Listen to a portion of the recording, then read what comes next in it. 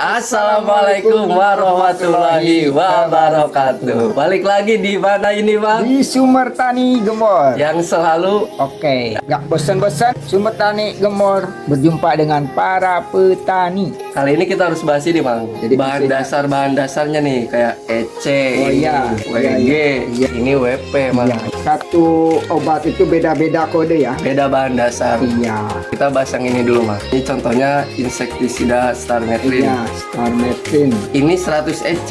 Nah, EC itu apa, Mas? EC itu berupa cairan. Cairan larutan Ya, ya. larutan yang bisa dicampur dengan air. Tuh. Selanjutnya, Mas. Nah, ini, Mas. Oh ya, Ali. Ini contohnya Ali. WG, Mas. Ya. WG teh apa? Kalau WG itu berupa serbuk.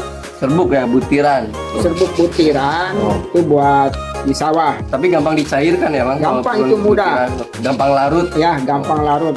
Nah, guys, kodenya Nah, WG. Selanjutnya, Mas. Nah, ini, Mas. Obat laku banget ini. Alhamdulillah. Ini kodenya WP, Mang. Nah, WP teh apa, Mang? Nah, WP itu seperti dari Mang. bubuk Tepung ya. tepung Ah, yang begitu halus, mudah untuk dilarutkan. dilarutkan ke dalam air. Betul banget. Itu.